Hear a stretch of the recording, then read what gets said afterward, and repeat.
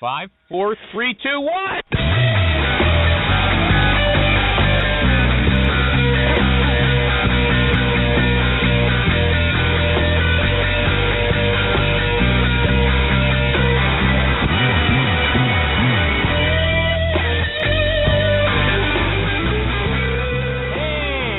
Hey, everybody! Recruiting Animal here on June 24th, 2015. June 2015, and lately I've been talking about the fear of cold calling on these introductions. Today I'm going to continue with that theme because I read an article about war photographers that seems somewhat relevant to our situation in the recruiting world. Yes, it's true. War photographers and recruiters. There is a psychiatrist in Toronto. His name is Tony Feinstein, and he's no Einstein, but I couldn't resist.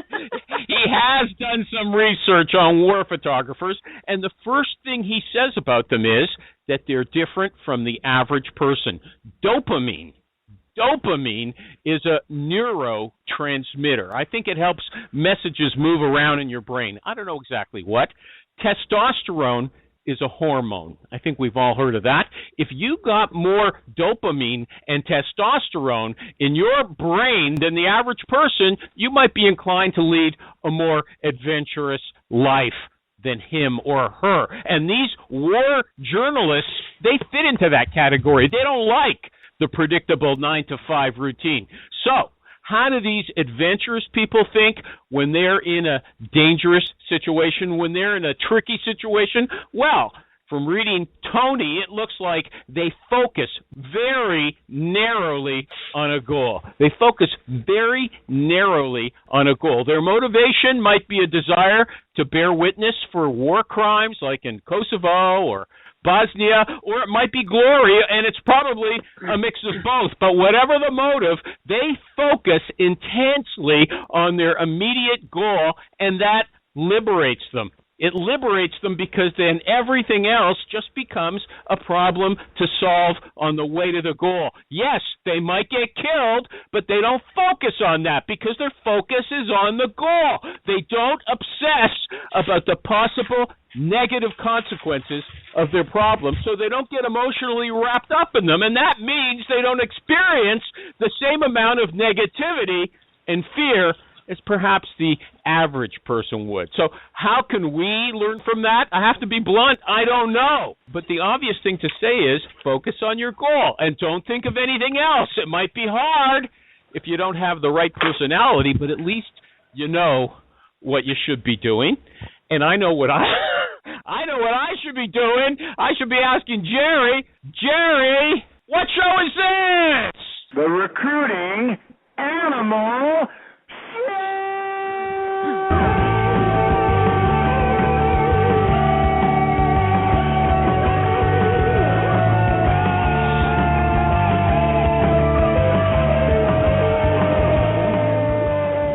Thank you, Jerry. And I'm going to go straight to my guest now since there's no chit-chat with Jerry. Didn't call me, but he's on vacation, I guess. Anyway, our guest is one of our favorite guests. She used to be the most cocksure recruiter on the Internet. Now, apparently, she's the honey badger of recruiting, Amy Alla. I know you're there. Hello. Say hi to everybody, Amy. Okay. Hi, everyone. Hey, Amy. Do you have a cold, Amy? I do. Really bad sound pretty one. rough. So, you sound pretty rough. Thanks for coming on anyway. I feel pretty rough. Thanks. I'm glad it's on the phone and not video because that would be bad. Okay, disastrous. Okay. Did you pick a song? No, I figured you'd have one for me. I picked one that anybody could sing. It's do do do. Remember the Police? Do do do da da da. Almost yes, anybody. I do. Anybody can do that. Maureen, do you know that one? I'm here. You know do do do. Don't know it, but I'll sing along. Do do you do. You don't How know that? It's all you have to say is do do do I'm a da da da. Okay. Well, I can tell Amy knows it, right? Amy knows I do know right? it. Yes. Yeah, and even though Alejandro is a Marine, he's not going to sing. Am I right about that? I don't have enough dopamine. Yeah. Okay. Yeah. Dopamine sounds like something that an idiot would have in their brain. Dopamine. Okay, Amy, you and me, and maybe Maureen. Okay. 1, 2, 3. Do. Come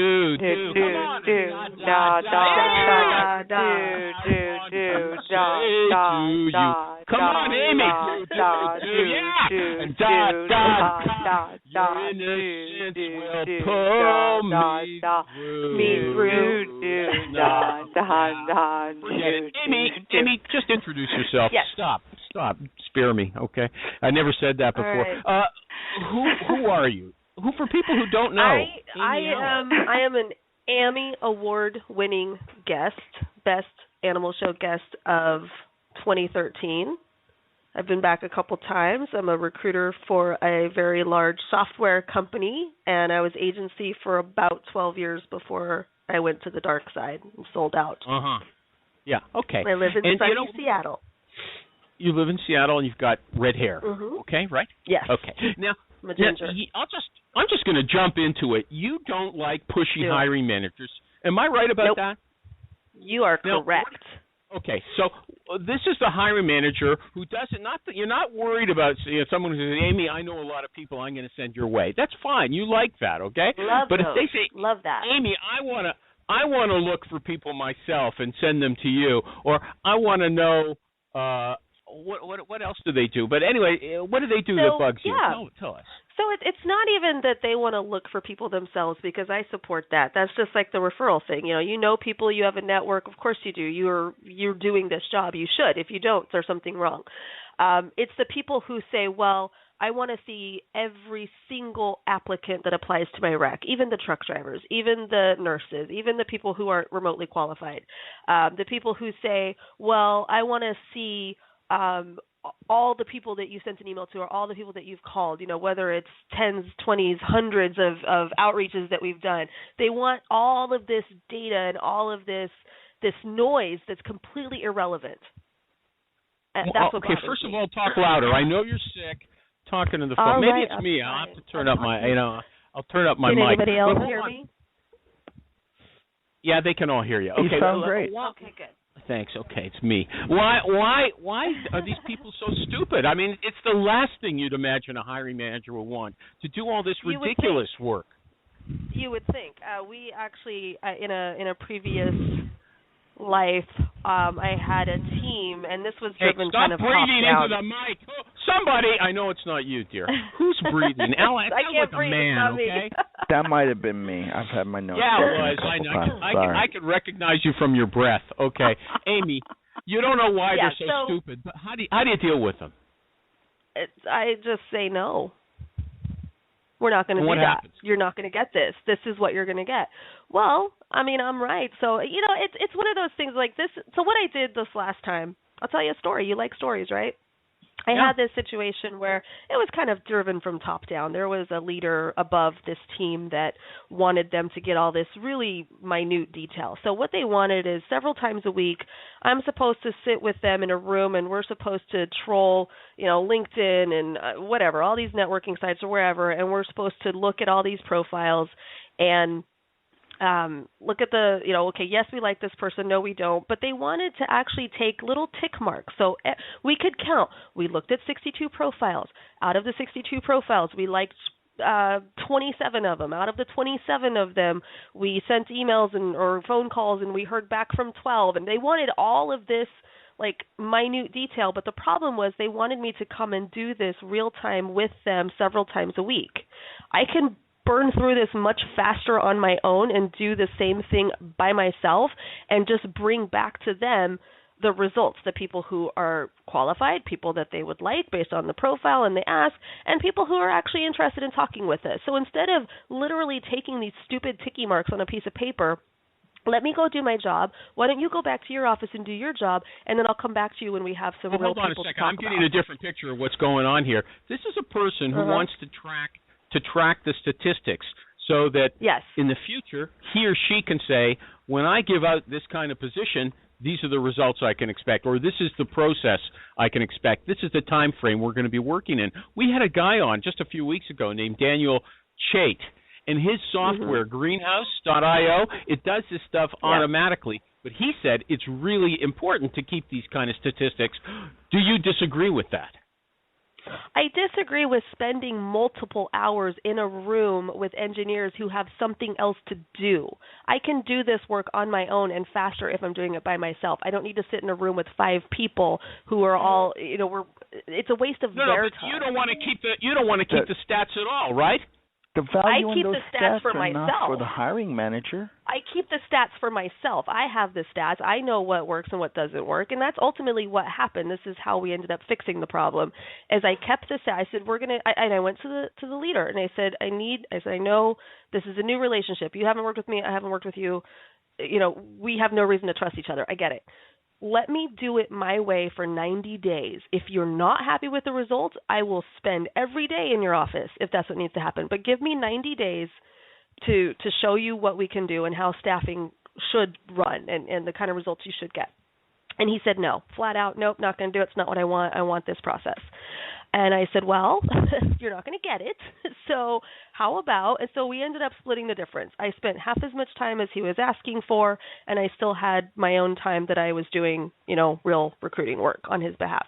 So then at the end of 90 days. Oh, so go ahead. So at the end of 90 days, I took the statistics. I had all of the data from these sessions I had done with the team and all of these ticky marks we had taken over 90 days. And then I had the flip side, the other work that I had done on my own. So my own outreach, my own, just kind of heads down sourcing time I did. Ultimately, we had, taking out the referrals, we had something like we'd contacted 100 people from the sessions, and we had something like 11 technical screens. My audience, this is way too much for them, okay? They can't handle a long You talk. want data? No, I don't want the me data. For stories and I want to information, know how you manage this person. I won't say jerk. You might be working with them now. I came back with data, and I showed him how we spent more time on his way with 0 hires and no time from his team spent on my way with the exception of interviews, and we had 6 hires. That's how I won. Okay, and he gave in. He wasn't totally crazy. Yeah. Once he saw the actual numbers in a spreadsheet up on the screen, and he's like, oh, okay, never mind. Okay, and you had to compromise at the beginning, though. You couldn't just say, forget it, mister, right? Okay. I could have, but it would have it wouldn't have helped our relationship. Okay. Is there a chance he would have gone to your boss? He did. And? It was a rough 90 days. What did the boss say to you? I want to know what happened. You don't have to tell us if it's touchy. No, she said keep doing what you're doing. She knew I was right. It was more like a heads up, hey, here's some feedback. I'll use the term loosely. How come she couldn't just put him in his place? How come hey, look, Joe, forget it. She knows what she's up to. You don't. Buckle under. This is the way we work in this company. We have compromised. We are still giving you what you want up to a certain point. We have another plan in place. Wait until the 90 days is up, and let's talk. That was the conversation multiple times. I mean, what else are we going to do? We could have been. What I want to know. I understand what you're saying, but what I want to know is how should people deal with jerks? I mean, is it like go with them halfway, and or you're lucky you had a manager who backed you up. Am I right about that? I absolutely. I was very lucky to have a manager who backed me up, for sure. Otherwise, you would have had to do what this idiot wanted. I shouldn't say it that, But I mean, or have a really crappy relationship with him, and that was another option. Let me move on fast. Nick Livingston said, he was a guest a few weeks ago, and he said every hiring manager you're working with, if you're a corporate recruiter, they think their open job is the top priority for the company, and there's no one else who's going to tell them it's not. Are they really so narrow-minded? Because he described them as being myopic as well. There are some that have that view. There are others that have a different view, and they understand where they're at in the bigger picture. But there are definitely some that are that. Okay. But he said there's no one to tell them that they're not the center of the universe. But, in fact, there is. It's the VP of recruiting or whoever it is you report to. No, it's their VP. It's the business VP, because the business leader is the one that should be directing top down. Here's where our priorities are. Here's where we need more work. Here's who's getting busy in the next 6 months. That's it. Anybody got to talk to her about this? I mean, it went on a little longer than I wanted. Anybody want to talk to her about, hiring these dopey managers? Well, it's We an understand. important point. It's an important point because hiring managers cause a lot of pain in the process, and dealing with them Yeah, is but a real she sells snafu. it beautifully. I mean, if this guy's data-driven, to show him the data that your process is idiotic and myopic, then she got the problem solved. And it's a very different Next question. conversation to say, hey, your process is stupid, or to say, hey, here's the results of your process versus my process. It takes all the emotion out of it. Yeah, absolutely. It's not how you say it, what you say, how you say it. Totally. Okay. Negotiations. Amy's favorite topic, okay? Tell me if this is wrong. Yeah. Tell me if this is wrong. If you tell someone what you want, it might be less than he or she was prepared to offer you. So you don't want to tell them what you want. You want to let her make the offer first. Second point, if you tell someone what you're earning, she might base her offer on giving you a good raise rather than your market value, which might be higher. So you don't want to tell her what you're earning either. Are either of those ideas wrong? They seem to be common sense to me. They seem to be very short-sighted if the business is operating that way. It's a huge mistake on the part of the business if they actually do operate that way, and I think it's just nonsense that's been sold to candidates by so-called coaches, in my opinion. Why? I make offers based on market value. The role pays what it pays. Okay, it just does. We have ranges. It's a software engineer with 5 years of experience is going to pay between X and Y. Period. I don't care if you're making $100,000 more than that or $100,000 less than that. It pays what it pays. Now, where you're going to land in that range, first and foremost, how well do you interview? How well are you showing up? How well are you showing me that you're worth more money? That's number one. Number two, there's things like geography. Do you live here in Seattle? Are you moving from Boston? Things like that. So there's a lot of other variables, but how much you currently make or how much you think you should make, if it's just a number you've pulled out of a hat, are not relevant. Okay, so if someone tells you what she's earning and it's actually less than you were willing to pay, you're not going to mentally withdraw your initial offer and give her something less that you think is still a $20,000 raise. I'm going to say, I have good news for you. I should be able to get you a hell of a raise. Now let's focus on how you're going to shine during the interview. Okay, and if someone says, this is what I want, and you were actually willing to give more, you're not going to say, okay, that's great, I'll give you that, when actually they're leaving money on the table. No, I'm going to say, that's great. You're going to be thrilled because our range is actually a little bit higher than that. So I know conservatively we can absolutely meet and probably beat your number, but I would expect that we're probably going to beat it. Okay, I say that all the time.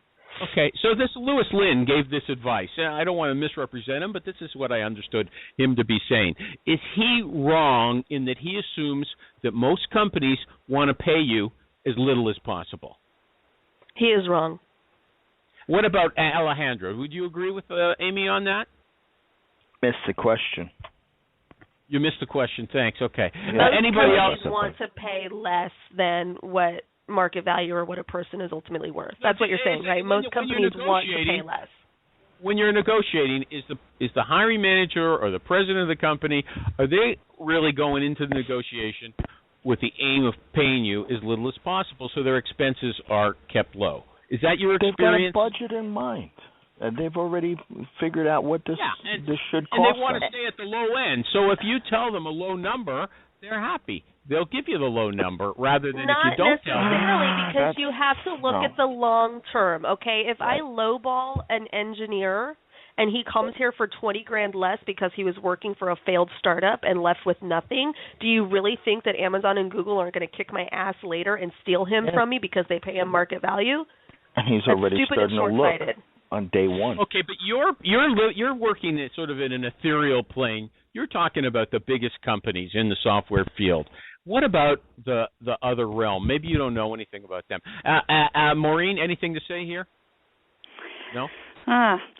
My experience is the compensation is usually one of the first remarks made around the candidate. Thanks. Okay. Anybody else want to say something? Anybody else? Are companies going to lowball you if you give them the opportunity to do so? by giving them your figure when they ask you what you're earning now. What do you want? If you give a figure that's lower than what they were willing to pay, are you actually going to lose out? Every recruiter I've talked to say, no, you cannot withhold this information. You're going to get ruled out entirely. But there are coaches telling people, don't give your numbers. Let them make the first move. Does anybody want to disagree with all the other recruiters? No. Okay. Let's move on. All the other recruiters I think you can give your numbers, but I think you can couch it. Right. What do you mean, Maureen? Yeah. I think you can give your numbers. I think you can give your numbers with a range, and I think you can couch it with something along the lines of this. I'm earning in this range now. I'm interested in earning more. I'm interested in earning all I can get. Yeah. Okay. Well, so that's not also saying. couch In other words, that's not this saying. is what this role will pay, and this is what this is worth. This is Here's my response to candidates who don't want to give me a number. And I've had this. Well, I don't want to talk about it. It's too soon or whatever. I'll say, okay, fair enough. I'm sure you've probably read some advice, some wrong advice, but I'm sure you've read these articles. I'm sure you've heard this. Here's the deal, okay? Based on your background, based on your level of experience, assuming you show up well in the interview, you could expect between X and Y. I'm going to assume that that's going to work for you if we move forward. And if you receive an offer between X and Y, you're not going to be surprised. Mm-hmm. And they start going, and then you've got something. Exactly. And then you're like, you've got a okay, number. well, yeah, I'm kind of looking for whatever. Now, do I provide kind of maybe the lower end of my range when I'm giving those numbers? Of course, because the only number they hear is the top one. If I say you can make between 120 and 150, if I offer them less than 150, they think they've lost something. Yeah, that's all I hear. Yep. Hold on a second, That's though. all they What hear. if 120 is not enough? I think they'd pipe up at that point. Well, let They me would ask pipe her. up at that point. They would say, well, I'm making 150 right now. Okay, well, let's talk about that. Yeah, exactly. Now we have the number. Okay, and so we can hold have on a a second. conversation. So you're saying, just let me clarify. So the person says, I don't want to tell you what I'm earning. You say, look, for this position, you can expect something in the 120 range. The person says, that's not enough. Then you'll say, then well, you have actually, a number like Amy said. I can do better. Is that what you're saying? If no, that's not enough, I say, tell me why that's not enough. Tell me where you get that. Why is that not enough? Based on what facts is 120 not enough? Mm-hmm. Is it market research? Is it payscale.com? Is it your W-2? Where are you getting that information? He's already earning 115 and he wants more of a raise. Well, there you go. So he's going to then tell me that, right? Well, I'm at 115. I want at least 10% raise. Okay, let's talk about that. As these Jerry number loves discussions to say, are fun. We should have more of them. These discussions don't happen in a vacuum. It has to happen organically. You have to build trust so that you can actually have this discussion with them. That's why, most of this is ruled by fear. This person's going to cheat me if I name a number first. Exactly. Yeah. Exactly. Good. Right. I don't mind going first. I really don't. I have no issue going first. And if I have any hesitation whatsoever from a candidate, I tell them that. Hey, listen, I'm sure you're probably worried about lowballing yourself. I'm sure you've read this crappy advice, whatever. Here, let me tell you my personal philosophy, and I explain about, hey, you want to go read my blogs on salary negotiation? Because I've got a lot to say about it. And I explain all of that to them, and I go first. I say, here's a conservative range. How does that feel? Oh, and listen to her voice. Who wouldn't step into that arena? It's about being in control Especially when I don't have a cold. situation. Because you're dealing from a position of confidence. She's got enough experience to know what she's talking about. But she herself withholds information. She doesn't give all the numbers. She holds back. She could be holding back $30,000, right? And I also explain I'm giving you conservative numbers. In a perfect world, I'm actually even able to beat this. But I'm going to give you a conservative range that we can both be comfortable with and both agree with. But let me tell you, because I want you to love saying yes to this offer and I want you to stay for a long time, I'm going to fight to get you even more than that. Okay. I just need to know that your threshold is met. But I want to make a point. If you give the person 100, you say 120, and that really isn't a good number for her, okay, you're going to turn her off at an early emotionally, you're turning her off. You're not giving good bait. You know, he's because numbers aren't the first thing that you were talking about anyway. All the other bait was there first. if she's not a fit for the job that I'm hiring her for, why do I want to even? I mean, isn't it better to turn her off now and not go down this path and have her pissed off because I gave her a low ball offer? Then what do you mean? She'll move for 140 or 150, and you can go that high. Okay. But what you lead with is the 120, which is no good. That's her first impression. It's like a punch in the face. She gets demoralized, and then you have to talk her back. She gave her the opportunity to go first. Yep. She told her she was going to give her a conservative estimate. Yep. She's hiding in plain sight. What you don't like is the hiding in plain sight part. She can't get her by putting it all out there. And not she a mind gave reader. a I don't know if she wants 150. for explaining why she is conservative about it. You know, okay. as a young recruiter, I got my butt chewed for that. Yeah, Amy, here's what Amy is doing. Amy's saying, well, candidate, you're stupid if you don't give me the numbers, but I'm not going to give you the numbers. That's what she's doing. I'm saying that you're hurting yourself not at all. by not giving me the numbers. I'm going to try to help you through this because I know it's an emotional discussion. I know it's not a conversation you have every day. I know it's hard for you. Let me help you. My goal is to make everybody happy. I want you to take a job that you love and for money that you never dreamed you would get, and I want my hiring manager to get somebody who's going to come in and kick ass and write the best code ever. Okay? I can't get there until I have both of you on the same page, so let me help you get there. Okay, but you know what? You're not really being straight about it either, and you guys are No, they're playing around it. No, you're splitting hairs, Animal, because the truth I'm not of the matter splitting is, hairs. of course you are. Of course you are. Is there anybody you can't online get any straighter than that who wants to take my side? Does anybody want to take my side? Okay. Does you mean anyone the wrong want to be side? wrong? Yeah, exactly. No, that's not wrong. Yes, you are wrong. Incorrect. Would you prefer that? Okay, let's move on a little. Okay. Misguided. Okay. Is it a bad sign? This relates to what Alejandro was saying. Is it a bad sign if they ask for money right away? I say no. What do you say, Amy? It's not a bad sign. Okay. But what Alejandro said is you don't talk about money right away. And I know that Lou Adler also says you can sympathize with them. Look, I know you've been told to ask that first thing up. That's not the most important thing in your career. Do you deflect that question like that, or do you talk money right away? If they want to talk money right away, we'll talk money right away, because that's what I do as a candidate. When I get a recruiting call, that's the first thing I say, I love my job, I love my boss, I love what I do. It's going to take a whole lot to pull me out, and it's going to need to look like this. If you have something that looks like this, then we can talk. Otherwise, I will send you referrals. And what do they say? Well, didn't you read my blog about that? Why? You know what? Do your research, Animal. Read it over to my guests. I've got people listening to the show. You can't say, you saw my blog. I had this exact conversation. Okay, Amy? On me. I'm the host of the show. Help me. Hey, I got nothing but love for you. You know that. No, I had this exact conversation, and I had a recruit. I don't get a lot of recruiting calls, oddly enough. I don't know what that's about, but anyway, nobody wants to hire me. So, but I got a call from an agency.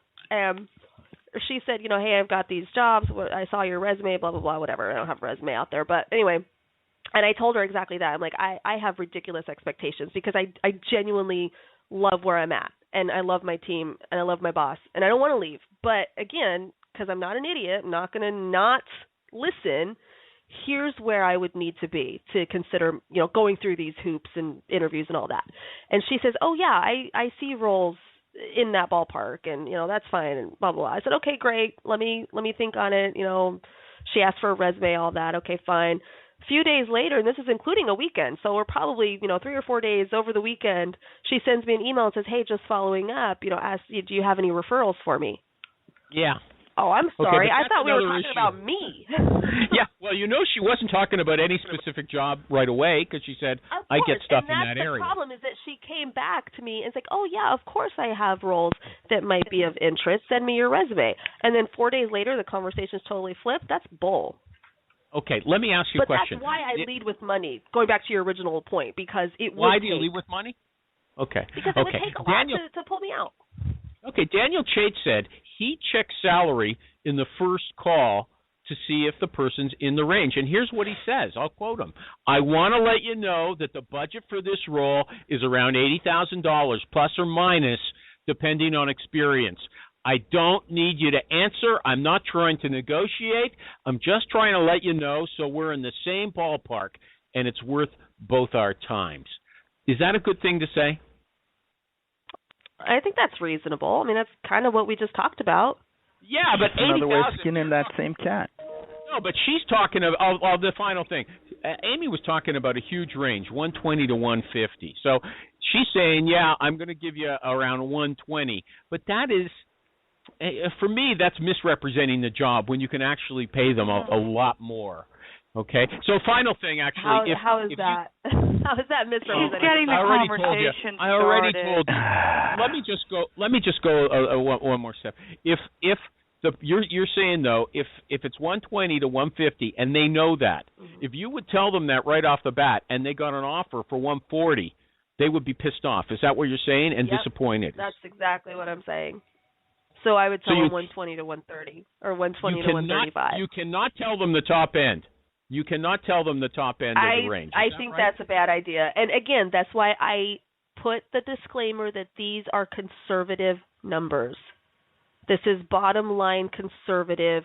My hope is that you do really well in the interview and I get you a lot more. Okay. I don't say this is my exact range. I say this is my bottom line conservative number. Okay. You're in a big company, the kind of company that gets talked about on Glassdoor. Does Glassdoor play a role in recruiting for you? No. Oh, I got to hear that again. No. It does not come up in conversation. Nobody brings it up to me. I'm not going to bring it up to them.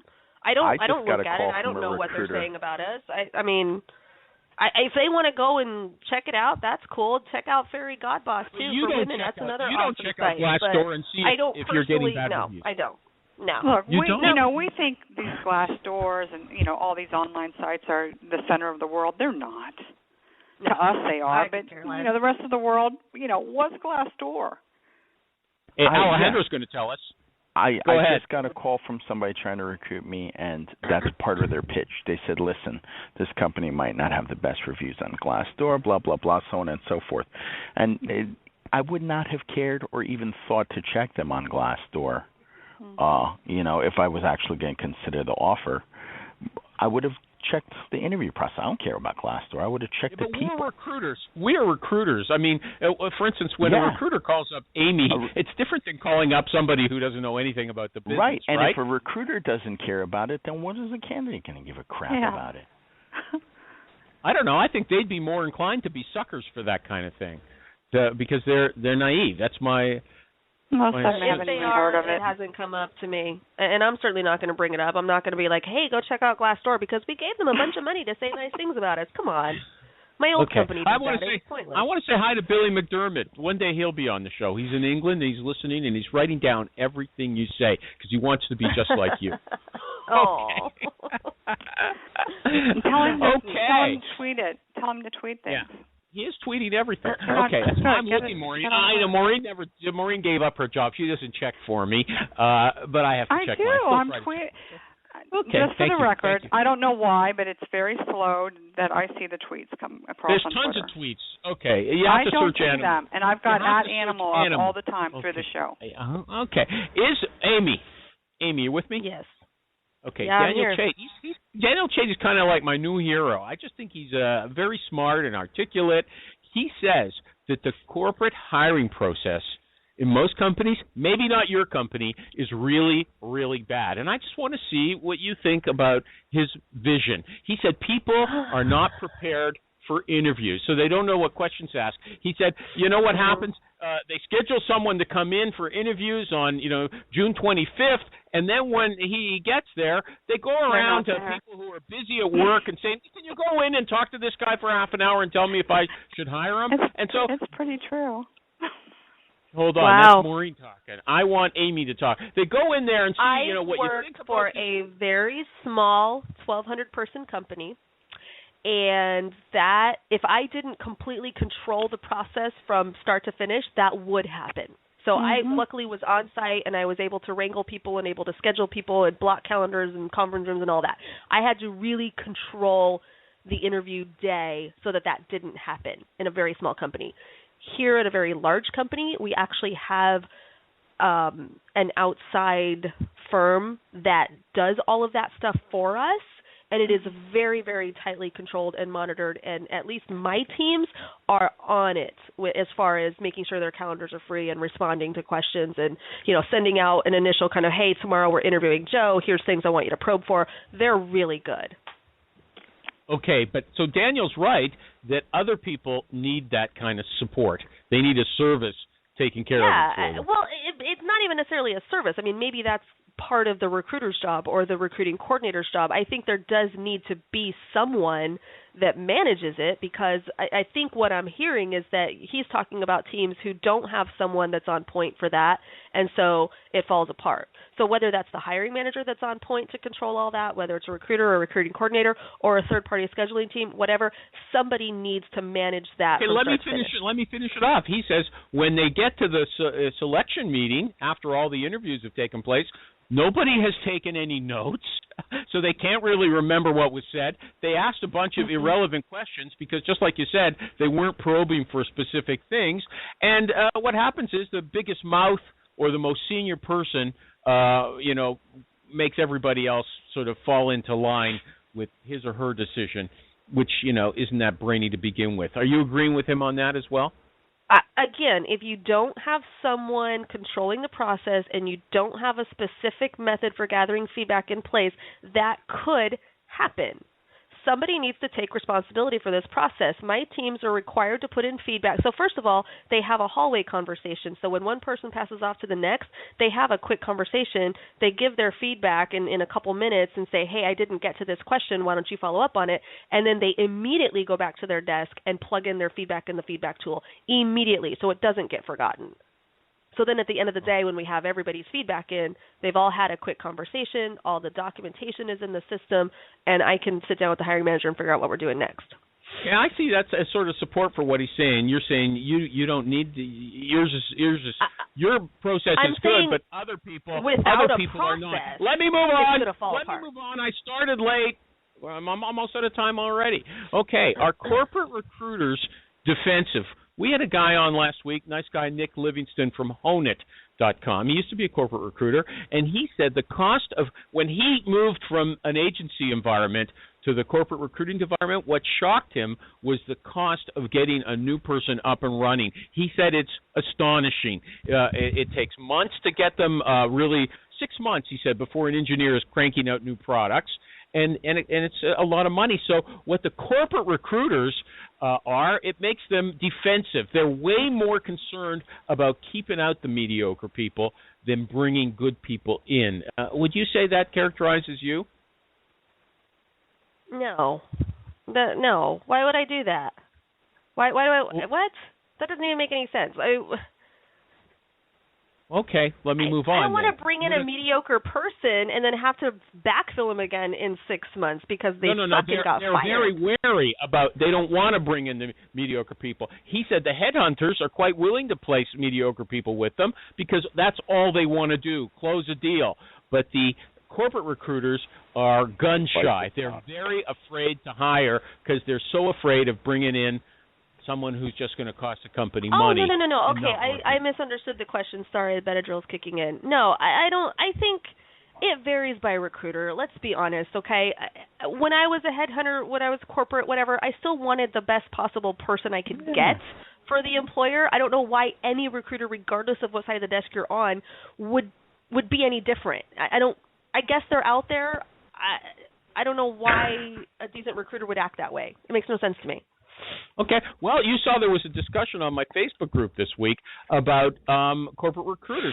It said the corporate recruiter would rather pay to avoid paying a headhunter would choose a mediocre person. If they had a good person and they had to pay a fee, they would not hire that person. They would go for second or third best because then it was free and they wouldn't have to say to their boss, "Look, I paid $10,000 or $20,000 to hire somebody."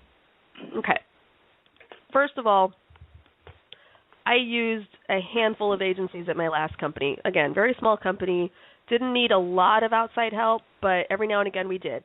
The first thing I would do if my hiring manager came to me and said, oh, hey, I want to talk to this agency or this whatever, I got this blind resume, whatever. Okay, great. Let's talk about what your budget is. This is going to cost you, X amount. You have you have approval to pay that fee? Okay, great. Let's connect. Let's get the sign figure. Let's do all that stuff. And you know what? Now I'm out.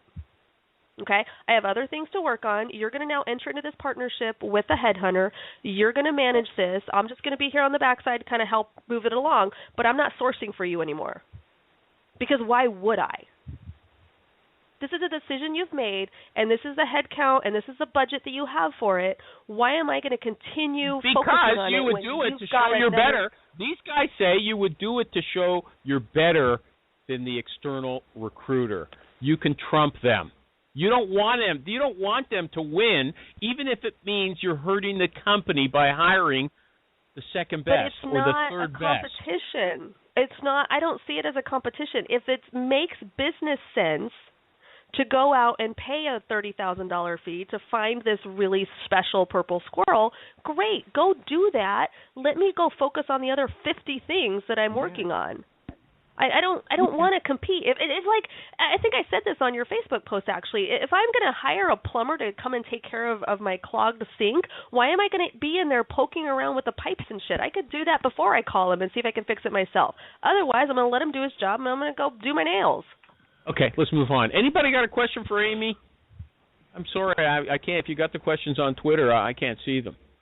Okay. Anybody got a question? Amy got to go. Alejandro's I can't see them either. Alejandro's posting his friends' comments on me, but they're so minute, I have to get a magnifying glass to read them after the show. Anybody else got a question for Amy? Nobody. I got questions. Or is there, Amy, is there something that I'm not asking you that you think is important? You can ask me whatever you want. Daniel Chait. I'll go back to him. He's my new authority. He said half of the interview process should be about personality traits. Do you agree? No. Okay, he says you want to clarify. Why does he say that? You want to clarify their motivations, why they want the job. Do they fit in with the team and the company culture? He said that's really important. And so, okay, you don't agree with it. Okay, so I would say that the first step, which is my screening process and the multiple conversation I'm having, I should have uncovered that already. I should have figured out what's the motivation for change, what are they looking for, what kind of team are they going to fit in. I may send them to one team over another because of that kind of fit or because of a certain skill set that one team's lacking and the other team isn't. So a lot of that is already kind of handled. I don't understand what you're saying. Let's move on. The interview, a lot of that is already handled. I'm telling you, a lot of that's already done. So if I'm going to spend half of the interview day, I'm going to spend 3 out of 6 hours focusing on that again. When am I getting into coding skills? What do you mean it's already done? What do you mean it's already done? Before the candidate has made it to the interview process, they're actually here for an all-day interview loop. They've already talked to me multiple times. I've already screened out things like culture fit and why are they looking for a new job or why are they willing to talk to us, all that kind of stuff. This is ridiculous. I didn't say it was only on the final interview. I said through the interview process. Oh, you're discounting the initial interview. You said half of it. You said half of it. You said a full half of the time spent. You know what? I don't think the Benadryl was affecting your mind on that last question. I just think I posed it improperly. But now the medicine is affecting your brain. You're just not putting my questions together properly. Okay? I'll take the blame for this one. All right. Yeah. Okay. I broke Animal Show. Yeah. What's the best way to make first contact? Phone, email, or text? I'll give you some. I've never texted. No, I have. I texted there's been 2 candidates that I've texted, but it's after they've already been involved in the process. Okay. So I don't know. Maybe I'm missing something. Phone or email? I don't text. Email. For Why? me, I get better response on email. Because I recruit engineers, and I think they're a little jumpy when the phone rings. Oh, really? A lot of them, too. Well, and a lot of them, too, especially if I'm calling during core business hours, they're sometimes working in an open office. They're sitting next to 3 other engineers, so it's harder for them to have a conversation right then. So I generally will send to a personal email. Okay. I don't and do email very often. Do you have trouble getting the email, or are these emails that come off their resumes? I mean, a lot of times they're on a resume, or they might be on a blog, or their Twitter handle. I mean, there's ways you can find it. Okay. If you don't get a reply, how many follow-up emails do you send? How many follow-up emails? Usually no more than 3. I don't like stalking people. I really don't. I know that flies in the face of what everybody else says, and it's supposed to be like 5, and we're supposed to be, beating down people's doors. But, I mean, after 2 or 3, if they're not interested, they're not interested. They've got my contact info. I'm moving on to the next. Okay. Is voicemail dead? I can't remember the last time I actually checked my voicemail, so I hope no one leaves me messages. Really? So you don't leave voicemails either? You don't leave voicemail? Mm-mm. Unless we're kind of already in process and we're already talking, I might leave a message, say, hey, I have an update on something or whatever. But as a first outreach, only if it's, hey, I sent you an email just leaving you a quick message to follow up. And then more often than not, they respond to the email. Okay. Are people rude? There was an article in the New York Times the other day, made the rounds, and it says people in the offices now are so much busier than they used to be, like 20 years ago, that they don't have time to be polite. That people are at work more rude or ruder than they used to be. You've been around for a while, and is it true or not? I don't know. No, I think it's the opposite, actually. I don't know if I'm just getting maybe I'm just getting thicker skin as I get older. I have no idea, but I think it's the opposite. I have been yelled at and hung up on in the past, and I haven't had that happen for probably 5 years. Anybody else got an opinion on that? Are people getting nicer or ruder? Anybody else? I don't really see a difference. I don't think people have been rude or are rude. Anybody else? There's more people on the line than just Alejandro and Maureen. Not that I don't love to hear from them, but there's other people here. You're welcome to speak up. I guess Travis is there too, and Rebecca. But I even remember I recognize people's phone numbers. Okay. Anyway, let me see. Okay, we're moving on. You said I noticed. I went through your tweets from last year, and you were at some conferences, and you said stuff I didn't understand. I'll bet you don't understand what they are now either. Probably not. You said great recruiters understand how the company creates value. What does that mean? What was the context in which I said it? See? Okay, you can't answer. Okay. Great recruiters understand how the company creates value. Let me try to answer this. Forget it. I don't have time for you to figure it out. Here, I'll give you your next one. Fine, move on. You said, I'm digging the human approach to contacting prospects. Thank you, Glenn Cathy, for sharing real-world examples. Digging the human approach. Great. Yeah. Yeah, it's not my question. Awesome. That's not my question. So You've already been a recruiter for about 15 years by that time. 42. I know, but here's the thing, okay? How many outreach emails and in-mails do we send that's just, hey, I'm a recruiter so-and-so, and I've got this job, and I saw your resume. Talk to me. They all look like that. What Glenn shared is there were people on his team that were sending emails like, what's your favorite country song? Or, just kind of random, goofy kind of things that you kind of take a step back and go, wait, what? But then they actually get responses because it's very human. It's very real. It's just we're two people having a conversation. If that puts us on a path to you interviewing and getting a job, awesome. But we're not starting there. We're starting with two people having a conversation. Let me ask you a follow-up question. Are you sending out emails with the subject line, what's your favorite country song? I haven't yet, but I'm thinking about it. Well, what nonsense! This is great, but I'm never going to do it. I might try it. Here's the reason why I've been focusing on onboarding people right now. I've got 7 people starting in the next few weeks. Okay. So when I get back to nonsense. It's total nonsense. It's all nonsense. It's just funny nonsense, and funny nonsense is better than the same old spammy nonsense. At least he's entertaining at a show, but that is just a show. That's not practical advice. Go ahead, Alejandro. Shoot. I Tell us. came across somebody who had a LinkedIn picture of him pitching, playing baseball. So the first line of my communicate to him was, "What's your ERA?" It's a stat in baseball for those who don't know. And he got right back to me. How often have you done that?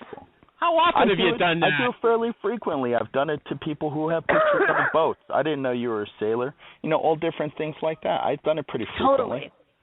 And this is the thing. Glenn actually shared the responses that these males were getting, and the candidates were loving it. They're like, this is probably the funniest email I've gotten from a recruiter ever. Here's my number. Call me. It's working. Because, again, what's the point of that first outreach? It's to get a conversation. That's it. It's not to get an interview. No, it's not to make a placement. It's to start something you don't do yourself. Yeah, okay. What would you do if a hiring manager's admin calls you at 12:30 p.m., lunchtime, about a 2 o'clock interview with a guy who took half a day vacation to come to the job, and she says the hiring manager is too busy to interview today? The hiring manager is too busy to interview?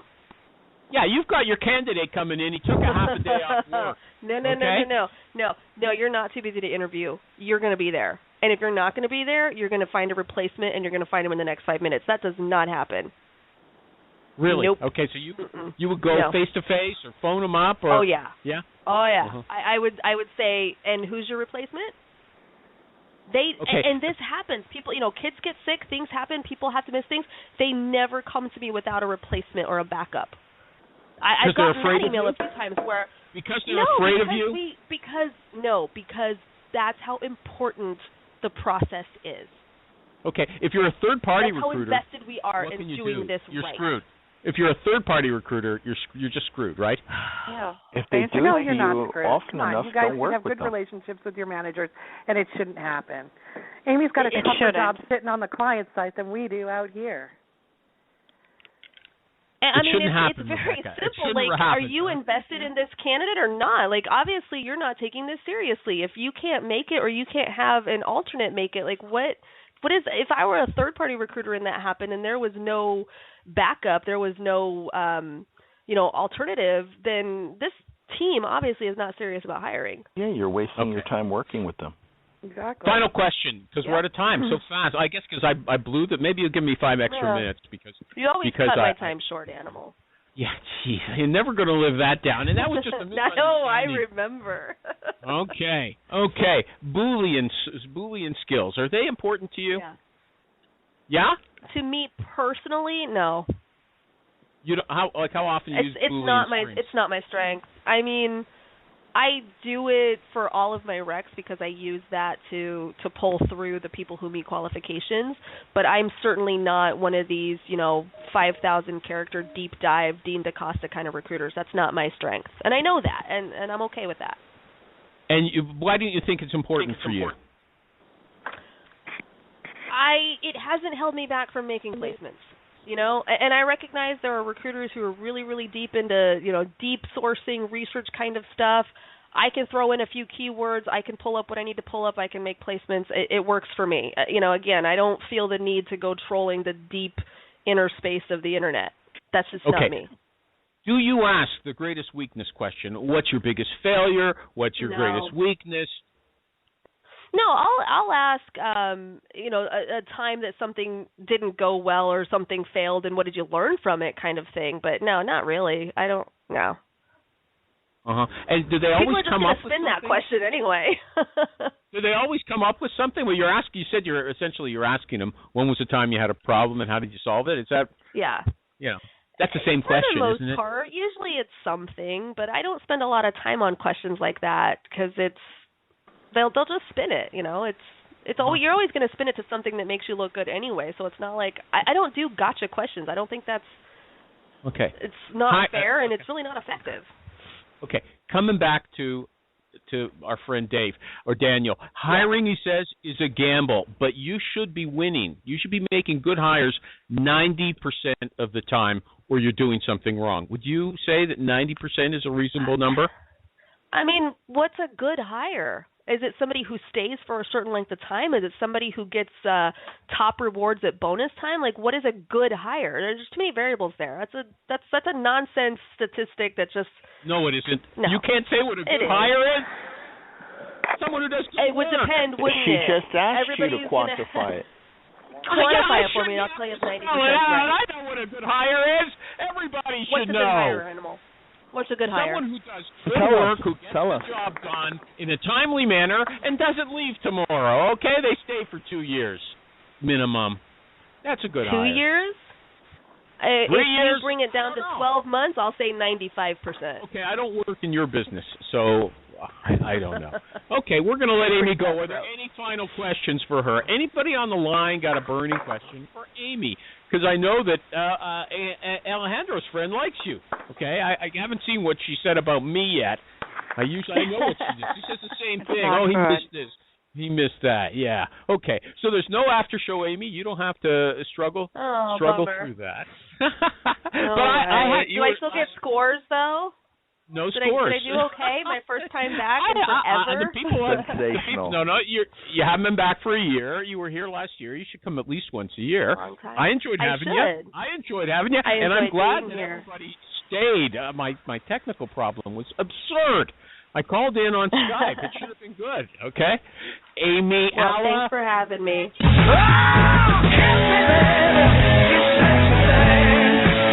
Oh,